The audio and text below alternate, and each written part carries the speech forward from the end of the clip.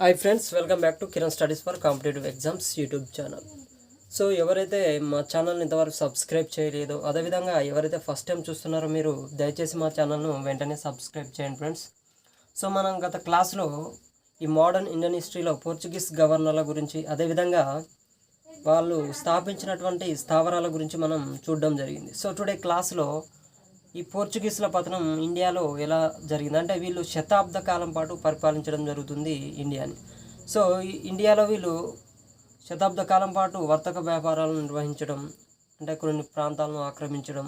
So ఈ క్లాస్లో మనం ఏంటంటే వీళ్ళ యొక్క పతనం ఎలా జరిగింది అనేది మనం ఈ క్లాస్లో చూస్తాం. అదేవిధంగా వీళ్ళు ఇండియాలో అంటే భారతదేశంలో తీసుకొచ్చినటువంటి పద్ధతులు, అదేవిధంగా పంటల గురించి వీళ్ళ గురించి మనం ఈ క్లాస్లో చూడడం అనేది జరుగుతుంది.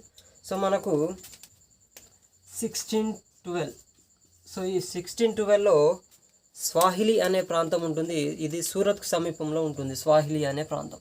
సో ఈ ప్రాంతం పైన బ్రిటిష్ నౌకలు అనేటివి ఈ బ్రిటిష్ కెప్టెన్ అయినటువంటి బెస్ట్ నాయకత్వంలో ఇక్కడ స్వాహిలిలో ఉన్నటువంటి పోర్చుగీస్ నౌకలపై యుద్ధం చేసి గెలవడం జరుగుతుంది.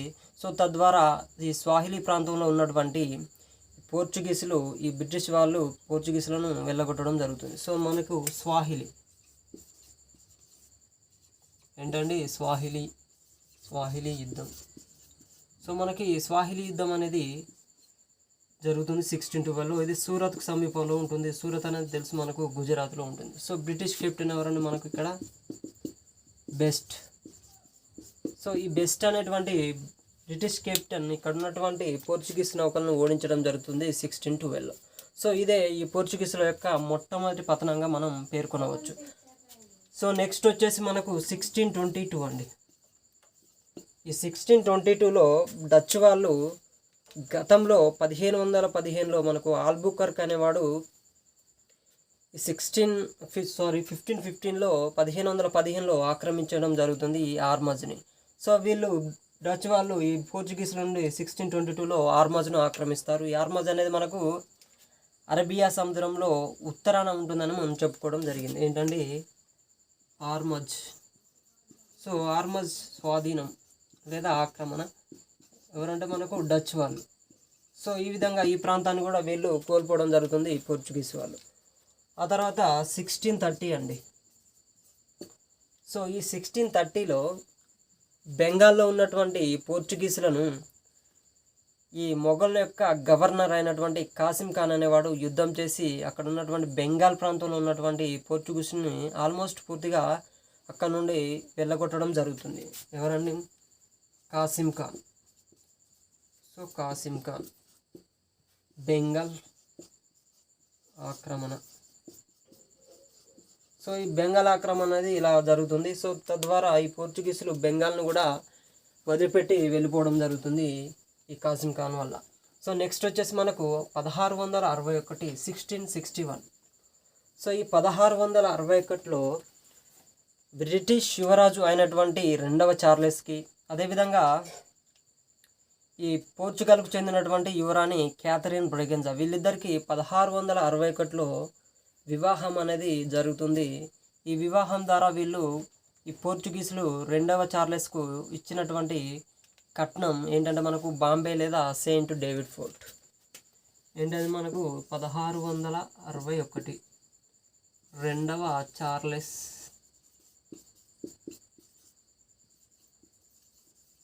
అదేవిధంగా క్యాథరిన్ బ్రిగాంజా ఇది వచ్చేసి బ్రిటిష్, ఈమె పోర్చుగల్. సో వీళ్ళిద్దరికి వివాహం అనేది జరుగుతుంది. సో తద్వారా ఈ బ్రిటిష్ యువరాజు అయినటువంటి 2వ చార్లెస్కు ఈ పోర్చుగల్ వాళ్ళు ఇచ్చినటువంటి ఈ పోర్చుగీస్ వారు ఇచ్చినటువంటి కట్నం ఏంటంటే మనకు బాంబే లేదా సెయింట్ డేవిడ్ ఫోర్ట్ లేదా కోట అని కూడా చెప్పడం జరుగుతుంది.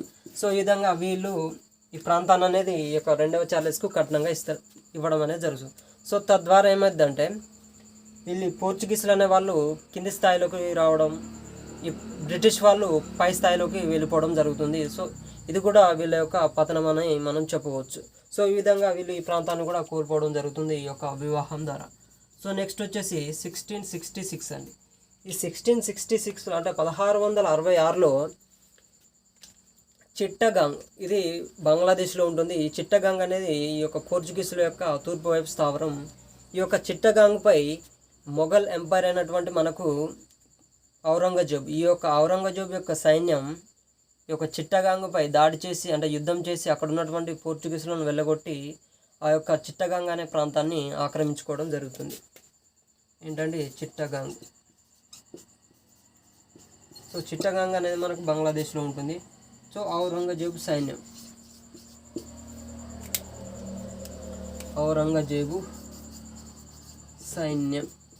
సో ఈ విధంగా ఈ యొక్క చిట్టగాంగ్ అనే ప్రాంతాన్ని కూడా వీళ్ళు కోల్పోవడం జరుగుతుంది. నెక్స్ట్ వచ్చేసి మనకు 1739.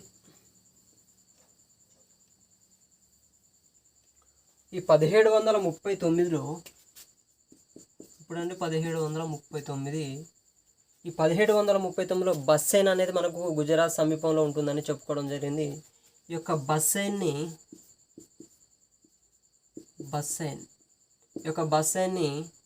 మరాఠా పీష్వా అయినటువంటి 1వ బాజీరావు, ఈ 1వ బాజీరావు ఈ యొక్క బస్సైన్ని ఆక్రమించడం జరుగుతుంది 1739లో. ఈ బస్సైన్ అనేది 1634లో మనకు నినోడా చునోహా అనేటువంటి ఈ పోర్చుగీస్ గవర్నర్ యొక్క గుజరాత్ పాలకుడు అయినటువంటి బహదూర్ షాను అరేబియా సముద్రంలో ముంచి చంపడం అనేది చెప్పుకోవడం జరిగింది మనం ఈ బస్సైన్ ఆక్రమణలో. సో ఈ విధంగా ఈ 1739లో ఈ పోర్చుగీసుల నుండి బస్సైన్ని ఆక్రమిస్తాడు మరాఠా పీష్వా అయినటువంటి 1వ బాజీరావు. సో ఈ విధంగా ఈ యొక్క ప్రాంతాన్ని కోల్పోవడం జరుగుతుంది. చివరికి వీళ్ళు ఏ ప్రాంతాలకి పరిమితం కావడం జరుగుతుందంటే పోర్చుగీసులు డామన్, డయ్యు మరియు గోవా, ఈ 3 ప్రాంతాలనే పరిమితమై ఎక్కడి నుండే వర్తక వ్యాపారాలు అనేది నిర్వహించేవారు పోర్చుగీస్ వారు. వీళ్ళను చివరికి 1961, ఈ యొక్క 1961లో భారత ప్రభుత్వం అనేది ఆపరేషన్ విజయ్ పేరుతో, ఏంటండి ఆపరేషన్ విజయ్, ఈ యొక్క ఆపరేషన్ విజయ్ పేరుతో ఒక సైనిక చర్య చేపట్టి ఎవరి నాయకత్వం అంటే ఇక్కడ మేజర్ జనరల్ క్యాండెత్, ఈ యొక్క క్యాండెత్ నాయకత్వాన ఈ యొక్క ఆపరేషన్ అనేది జరుగుతుంది.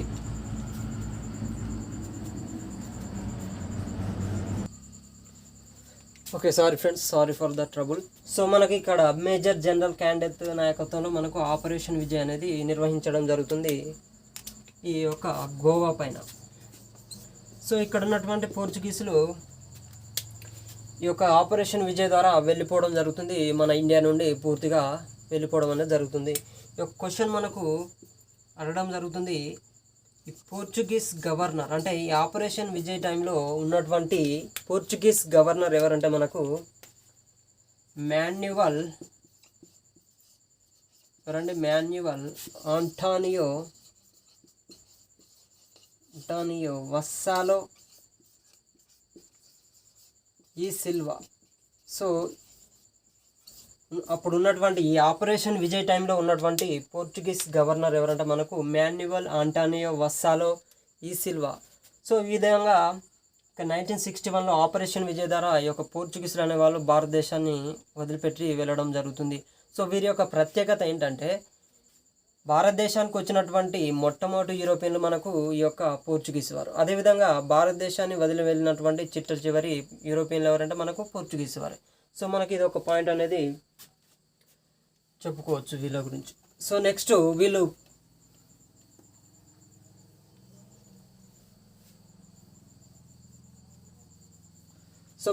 తీసుకొచ్చినటువంటి భారతదేశంలో తీసుకొచ్చినటువంటి పంటలను మనకు పొగాకు. సో ఈ పొగాకు అనేది భారతదేశంలో ప్రవేశపెట్టిన యూరోపియన్లు ఎవరంటే మనకు పోర్చుగీస్ వారు. సో మనకు గతంలో యూపీఎస్సీలో జరిగినటువంటి ప్రిలిమ్స్ ఎగ్జామ్లో మనకు ఈ యొక్క పొగాకు పైన క్వశ్చన్ అనేది అడగడం జరిగింది. ఏ విధంగా అంటే మొఘల్ చక్రవర్తి కాలంలో ఈ పోర్చుగీసులు భారతదేశంలో పొగాకును ప్రవేశపెట్టారని. మనకు ఏంటంటే అక్బర్ అండి, ఎవరు అక్బర్ కాలంలో మనకు భారతదేశంలో ఈ పొగాకు అనేది ఈ పోర్చుగీస్ వారు ప్రవేశపెట్టడం జరిగింది. అదేవిధంగా స్టేట్ లెవెల్లో గ్రూప్ 2లో మనకు క్వశ్చన్ అని అడగడం జరిగింది. రద్దు. సో ఈ యొక్క పొగాకును రద్దు చేసినటువంటి మొఘల్ చక్రవర్తి ఎవరైనా అడగడం జరిగింది, మనకు జహాంగీర్ అండి. సో జహాంగీర్, దాన్ని మనం సలీం అంటాం. సో మనకు ఈ జహాంగీర్ అనేటువంటి మొఘల్ చక్రవర్తి ఈ యొక్క పొగాకు వాడకాన్ని అంటే పొగాకును రద్దు చేయడం జరుగుతుంది. అదేవిధంగా పొగాకు ఏ కాలంలో మనకు ప్రవేశపెట్టబడిందంటే మన దేశంలో ఈ పోర్చుగీసులు మనకు అక్బర్ చక్రవర్తి కాలంలో ప్రవేశపెట్టడం జరిగింది. సో ఇది మనకు ఇంపార్టెంట్. నెక్స్ట్ వచ్చేసి మిరప ఏంటంటే మిరప, మొక్కజొన్న, తేయాకు. సో ఈ తేయాకు అనేది వీళ్ళు చైనా నుండి మన ఇండియాకు తీసుకురావడం జరుగుతుంది ఈ తేయాకుని. సో వీళ్ళు మిరప, మొక్కజొన్న అనేటువంటి ఈ యొక్క ప్రధాన పంటలు అనేవి మన భారతదేశంలో ప్రవేశపెట్టడం జరిగింది ఈ యొక్క పోర్చుగీసులు.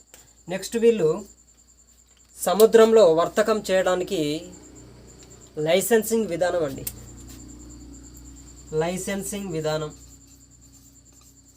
లైసెన్సింగ్ ప్రాసెస్ మనకు సముద్రంలో వ్యాపారం కోసం ఈ లైసెన్సింగ్ అనే విధానాన్ని ప్రవేశపెట్టిన పోర్చుగీసులు యూరోపియన్లు ఎవరంటే మనకు ఈ యొక్క పోర్చుగీసులు. సో నెక్స్ట్ వచ్చేసి వీళ్ళు 1552 అండి, 1552. ఎప్పుడండి? 1552. ఈ యొక్క 1552లో గోవాలో ప్రింటింగ్ మిషన్ లేదా ప్రింటింగ్ ప్రెస్ని ప్రవేశపెడతారు. Printing press. సో ఈ యొక్క ప్రింటింగ్ ప్రెస్ను ప్రవేశపెట్టినటువంటి యూరోపియన్లు ఎవరంటే మనకు పోర్చుగీసులు. ఎప్పుడంటే 1552. ఏ ప్రాంతంలో అంటే మనకి గోవాలో వీళ్ళు ఈ యొక్క ప్రింటింగ్ ప్రెస్ని ప్రవేశపెట్టడం జరుగుతుంది. ఎస్పెషల్ ఏంటంటే వీళ్ళు ప్రవేశపెట్టడానికి కారణం బైబిల్ని ముద్రించడానికి ఈ యొక్క గోవాలో 1552లో ఈ యొక్క ప్రింటింగ్ ప్రెస్ని ప్రవేశపెడతారు. సో మనకి ఈ విధంగా ప్రింటింగ్ ప్రెస్ కూడా తీసుకొచ్చింది ఎవరంటే పోర్చుగీసులు. సో నెక్స్ట్ వచ్చేసి ఈ భారతీయ వర్తకులకు వ్యాపారం చేసుకోవడానికి వీళ్ళు కొన్ని అనుమతి పత్రాలను ఇచ్చేవారు. వాటిని ఏమంటామంటే మనం కార్టేజెస్. ఏంటండి? భారతీయ వర్తకులకు అనుమతి పత్రాలు. ఈ అనుమతి పత్రాలు ఏమిటంటే కార్టేజెస్. ఈ యొక్క కార్టేజెస్ అనేటువంటి ఈ యొక్క పత్రాలను భారతీయ వర్తకులకు ఇచ్చేవారు ఈ యొక్క పోర్చుగీసులు. సో ఈ విధంగా వీళ్ళు ఈ యొక్క మార్పులు అనేది తీసుకురావడం జరిగింది. అదేవిధంగా వీళ్ళు ఆధునిక సైనిక శిక్షణ అదేవిధంగా అశ్వాలను, మేలు రకపు అశ్వాలను, పోర్చుగల్కు చెందినటువంటి మేలు రకపు అశ్వాలను మనకు విజయనగర సామ్రాజ్యానికి ఇవ్వడం అనేది జరుగుతుంది. అదేవిధంగా ఆధునిక సైనిక శిక్షణ అనేది కూడా ఈ యొక్క 1510లో గోవాను ఆక్రమించడంలో సహకరించినందుకు గాను వీళ్ళు ఆధునిక సైనిక శిక్షణ అనేది ఇవ్వడం జరుగుతుంది ఈ విజయనగర సామ్రాజ్యానికి. సో నెక్స్ట్ వీళ్ళ తర్వాత మనకు బ్రిటిష్ వాళ్ళండి. సో మనం ఏంటంటే మనకి ఈ పోర్చుగీసుల తర్వాత వచ్చింది మనం డచ్ వాళ్ళు అని చెప్పుకోవడం జరిగింది. ఆ తర్వాత బ్రిటిష్ వాళ్ళు. ఇక్కడ ఏంటంటే మనం చెప్పుకునేది ఈ యొక్క వీళ్ళు భారతదేశంలో కంపెనీలు స్థాపించిన విధానాన్ని, వరుస క్రమంలోని విధానాన్ని మనం చెప్పుకోవడం జరుగుతుంది. సో ఫస్ట్ మనకు భారతదేశంలో కంపెనీని స్థాపించింది ఎవరంటే మనకు ఈ పోర్చుగీసులు. తర్వాత యాక్చువల్లీ వచ్చింది డచ్ వాళ్ళు, కాకపోతే ఈ యొక్క కంపెనీలు స్థాపించింది ఎవరంటే ఫస్ట్ బ్రిటిష్ వాళ్ళు, ఆ తర్వాత డచ్ వాళ్ళు, తర్వాత డేన్స్, ఆ తర్వాత ఫ్రెంచ్. సో మనకి ఇక్కడ బ్రిటిష్. ఈ యొక్క బ్రిటిష్ వాళ్ళు అనేది మన ఇండియాకు అంటే భారతదేశానికి రావడానికి గల కారణాలు, అంశాలు ఏంటంటే మనకు 1574. ఈ యొక్క 1574లో ఫ్రాన్సిస్ డ్రేక్ అనేటువంటి ఆంగ్లేయుడు ఈ సముద్రంలో తేలికపాటి నౌకలు అనేది వేగంగా ప్రయాణించగలవు అని గ్రహించడంతో అక్కడ ఉన్నటువంటి బ్రిటిష్ వాళ్ళకు భారతదేశంతో వ్యాపారం చేయాలని, ట్రేడింగ్ చేయాలని అనుకుంటారు. ఎవరండి? Francis Drake. సో ఈ విధంగా ఇతడు తేలికపాటి నౌకలు అనేది సముద్రంలో వేగంగా ప్రయాణించగలవు అని గ్రహించడంతో ఈ యొక్క బ్రిటిష్ వాళ్ళకు భారతదేశంతో వ్యాపారం చేయాలని అనుకుంటారు. సో మనకు రాల్ఫ్ ఫిల్స్. సో ఈ రాల్ఫ్ ఫిలిప్స్ అనేటువంటి ఆంగ్లేయుని పర్షియాలో ఈ పోర్చుగీసులు పట్టుకొని గోవాకి తీసుకురావడం జరుగుతుంది. ఈ గోవాకి తీసుకురాగానే ఇతను తప్పించుకొని ఈ లండన్కి వెళ్ళిపోవడం, అంటే బ్రిటన్కి వెళ్ళిపోతాడు. బ్రిటన్కి వెళ్ళిపోయి ఈ భారతదేశం యొక్క సిరి సంపదలు, వర్తక వ్యాపారాల గురించి చెప్పడం జరుగుతుంది అక్కడ బ్రిటిష్ వాళ్ళకు. సో ఆ విధంగా బ్రిటిష్ వాళ్ళు ఇక ఎలాగైనా సరే భారతదేశంతో వర్తకం అనేది చేయాలని they decided to trading with India. So ఇండియాతో ఎలాగైనా వ్యాపారం చేయాలి, ఇండియాలో ఎలాగైనా వ్యాపారం అనేది చేయాలనే ఉద్దేశంతో ఇక 1600 అండి, మనకు 1600 డిసెంబర్ 31. సో 1600 డిసెంబర్ 31న వీళ్ళు కంపెనీని స్థాపించడం జరుగుతుంది. దాని పేరే British East India company. So British East India Company అనేది మనకు 1600 డిసెంబర్ 31న ఏర్పడింది. సో దీనిపై ఈ డేట్న మనకు బ్రిటన్ రాణి అయినటువంటి, ఇంగ్లాండ్ రాణి అయినటువంటి మొదటి ఎలిజబెత్ దీనికి సంబంధించినటువంటి పత్రాలపై సంతకం కూడా ఈ రోజున చేయడం జరిగింది. సో ఆ విధంగా ఈ రోజున మనకు 1600 డిసెంబర్ 31న బ్రిటిష్ ఈస్ట్ ఇండియా కంపెనీ అనేది ఏర్పడడం జరిగింది. సో ఈ కంపెనీ యొక్క ప్రత్యేకత ఏంటంటే ఈ భారతదేశంలో గుర్తించబడినటువంటి ఒక కంపెనీగా దీన్ని చెప్పవచ్చు. అంటే గుర్తించబడినటువంటి కంపెనీ ఏంటంటే మనకు British East India company. So next వచ్చేసి మనకు ఈ యొక్క బ్రిటిష్ కమాండర్లు మన ఇండియాకి రావడం అనేది చూద్దాం. కమాండర్స్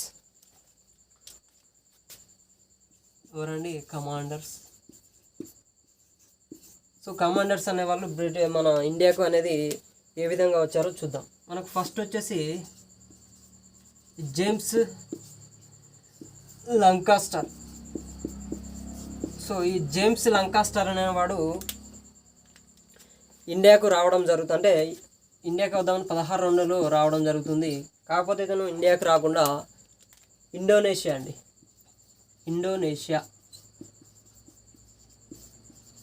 సో ఇండోనేషియాకి వెళ్ళడం జరుగుతుంది. ఈ యొక్క జేమ్స్ లంకాస్టర్ అనేవాడు 1602లో ఈ ఇండోనేషియాలోనే ఎక్కడికంటే ఆచు అనేటువంటి నౌకా కేంద్రానికి వెళ్ళడం జరుగుతుంది. అక్కడే బాంతం ఈ యొక్క బాంతం దీవిలో స్థావరాన్ని ఏర్పాటు చేస్తాడు ఈ యొక్క జేమ్స్ లంకాస్టర్. సో ఇతడి తర్వాత వచ్చినటువంటి మరొక వ్యక్తి ఎవరంటే మనకు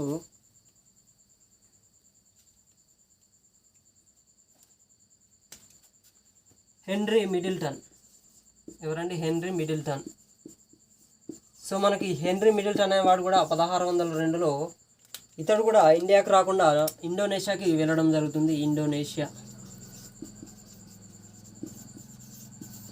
ఇండోనేషియాలోనే ఎక్కడికంటే అంబయానా బండా దీవులకు. సో అంబయానా బండా దీవులకు వెళ్ళి అక్కడ ఉన్నటువంటి డచ్ వాళ్ళను ఎదుర్కొని అక్కడ స్థావరాన్ని ఏర్పాటు చేయడం జరుగుతుంది ఈ యొక్క హెన్రీ మిడిల్టన్. సో ఈ విధంగా హెన్రీ మిడిల్టన్ కూడా మనకు ఇండోనేషియాకి వెళ్ళడం జరుగుతుంది. సో నెక్స్ట్ వచ్చేసి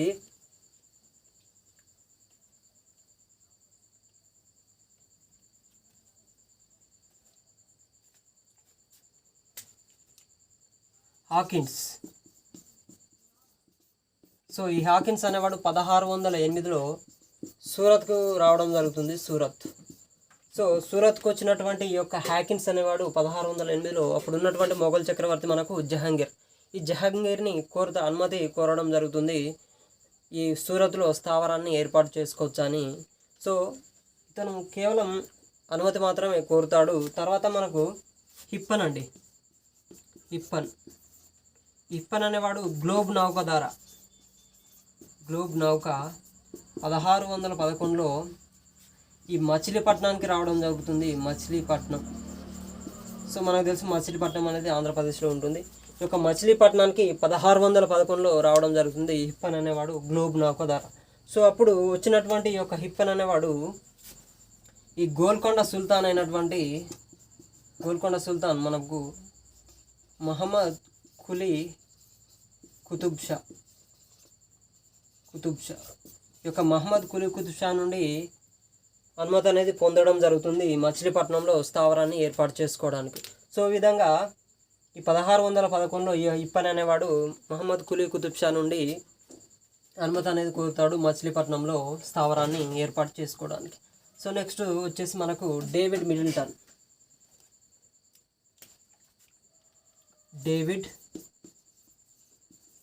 మిడిల్టన్ ఇతడు 1611-12 మధ్య కాలంలో రావడం జరుగుతుంది. ఇతడు కూడా ఇండోనేషియాకి వెళ్ళడం జరుగుతుంది. అంటే ఇండియాకి రాకుండా ఇండోనేషియా. ఈ ఇండోనేషియాలోని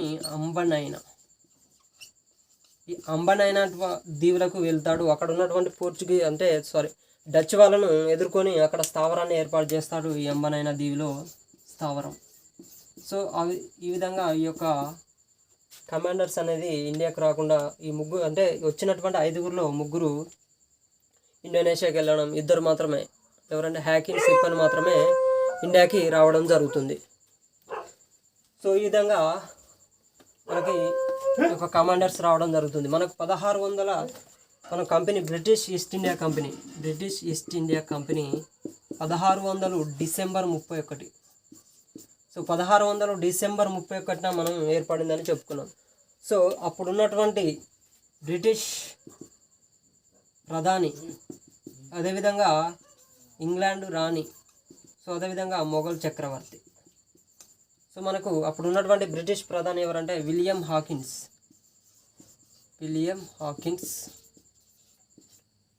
అదేవిధంగా ఇంగ్లాండ్ రాణి మనకు 1వ ఎలిజబెత్ లేదా మొదటి ఎలిజబెత్. సో యొక్క మొఘల్ చక్రవర్తి మనకు అక్బర్ అండి. సో ఇవి మనకు మ్యాచ్ ద ఫాలోవింగ్లో అడిగేటువంటి అవకాశాలు ఉంటాయి. So British East India company ఏర్పడినప్పుడు 1600 డిసెంబర్ 31న ఏర్పడినప్పుడు ఉన్నటువంటి బ్రిటిష్ ప్రధాని మనకు విలియం హాకిన్స్, అప్పుడు ఉన్నటువంటి ఇంగ్లాండ్ రాణి మనకు 1వ ఎలిజబెత్, అదేవిధంగా మొఘల్ చక్రవర్తి మనకు అక్బర్. సో ఈ విధంగా వీళ్ళు ఉండడం జరిగింది ఈ యొక్క బ్రిటిష్ ఈస్ట్ ఇండియా కంపెనీ ఏర్పడినప్పుడు. నెక్స్ట్ వచ్చేసి మనకు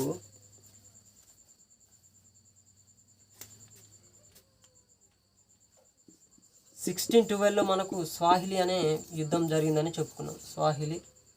స్వాలి లేదా స్వాహిలి ఒక స్వాహిలి అనేటువంటి యుద్ధం జరుగుతుంది. తద్వారా అంటే దీనికంటే ముందు ఈ పోర్చుగీసులకు అదేవిధంగా జహంగీర్కు మంచి స్నేహం అనేది ఈ యొక్క పోర్చుగీసులకు ఈ యొక్క జహంగీర్ దగ్గర పలుకుబడితనం అనేది బాగా ఉండే. ఎప్పుడైతే ఈ 1612లో పోర్చుగీసులు బ్రిటిష్ వాళ్ళ చేతిలో ఓడిపోవడం జరుగుతుందో నమ్మకం అనేది పోయి జహంగీర్ 1613లో ఈ బ్రిటిష్ వాళ్ళకు సూరత్లో స్థావరాన్ని ఏర్పాటు చేసుకోవడానికి అనుమతి అనేది ఇవ్వడం జరుగుతుంది. సూరత్ స్థావరం ఎవరండి? జహంగీర్ అనేటువంటి వాడు మొఘల్ చక్రవర్తి. సో ఈ విధంగా ఎప్పుడైతే ఈ పోర్చుగీస్ వాళ్ళు బ్రిటిష్ వాళ్ళ చేతిలో 1612 స్వాహిలి యుద్ధంలో ఓడిపోవడం జరుగుతుందో ఈ 1613లో సూరత్లో స్థావరాన్ని ఏర్పాటు చేసుకోవడానికి జహంగీర్ బ్రిటిష్ వాళ్ళకు అనుమతి అనేది ఇవ్వడం జరుగుతుంది. సో మనకు నెక్స్ట్ 1615 అండి. ఈ 1615లో అప్పుడు ఉన్నటువంటి బ్రిటిష్ చక్రవర్తి ఎవరంటే మనకు 1వ జేమ్స్. ఈ యొక్క 1వ జేమ్స్ అనేవాడు తన రాయబారిగా సర్ థామస్ రో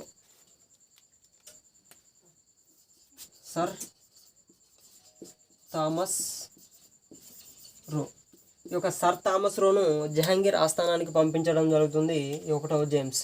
సో ఈ సర్ థామస్ రో మనకు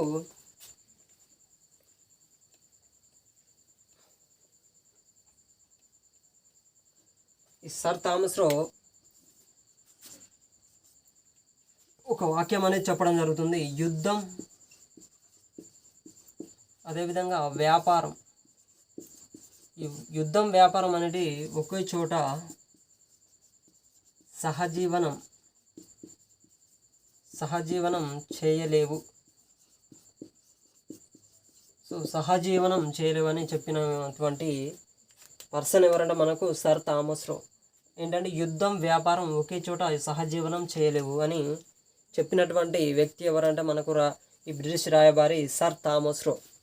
సో ఇది మనకు ఈ యొక్క కొటేషన్ అనేది ఇంపార్టెంట్. సో ఈ విధంగా ఈ సర్ థామస్ రో మంచి మాటకారి కావడంతో ఈ జహంగీర్ నుండి భారతదేశంలో బ్రిటిష్ వాళ్ళు ఎక్కడైనా స్థావరాన్ని ఏర్పాటు చేసుకోవచ్చని అనుమతి పొందడం జరుగుతుంది ఈ యొక్క సర్ థామస్ రో. సో నెక్స్ట్ మనకు 1639 అండి. ఈ యొక్క 1639లో చంద్రగిరి పాలకుడు 3వ వెంకటపతి రాయలు.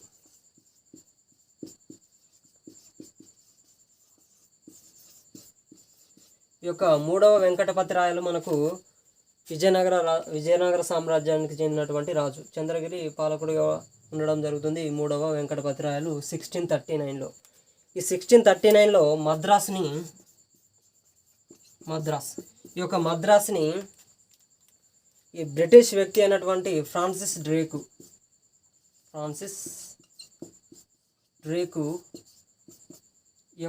డ్రేకు ఇవ్వడం జరుగుతుంది మద్రాస్ పట్టణాన్ని. ఎవరు అంటే 3వ వెంకటపతి రాయలు. సో వీళ్ళిద్దరికి మధ్య మీడియేటర్స్గా అంటే మధ్యవర్తులుగా పనిచేసినటువంటి వ్యక్తులు ఎవరంటే మనకు దామెర్ల సోదరులు. సో మనకు ఈ దామెర్ల సోదరులు అనేటువంటి వారు ఈ ఫ్రాన్సిస్ డ్రేకు అదేవిధంగా 3వ వెంకటపతి రాయలకు మధ్యవర్తిగా, ఎందుకంటే ఈ యొక్క మద్రాస్ని ఈ ఫ్రాన్సిస్ డ్రేకు ఇవ్వడం జరుగుతుంది వెంకటపతి రాయలు, 3వ వెంకటపతి రాయలు. సో వీళ్ళిద్దరికి మధ్య మధ్యవర్తులు ఎవరంటే మనకు దామెర్ల సోదరులు. వాళ్ళ పేరు వచ్చేసి మనకు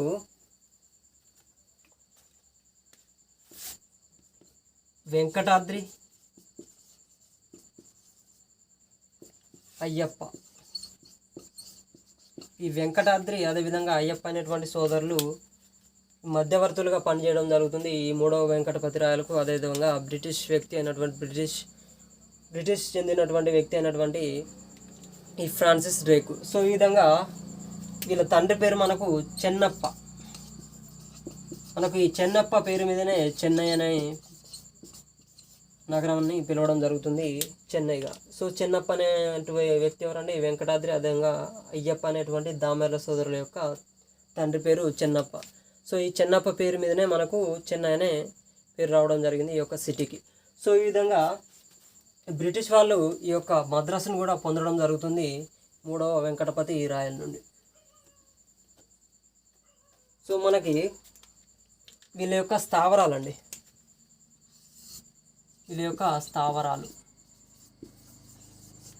ఈ బ్రిటిష్ వాళ్ళ యొక్క స్థావరాలు అనేది మనం నెక్స్ట్ క్లాస్లో చూడడం జరుగుతుంది.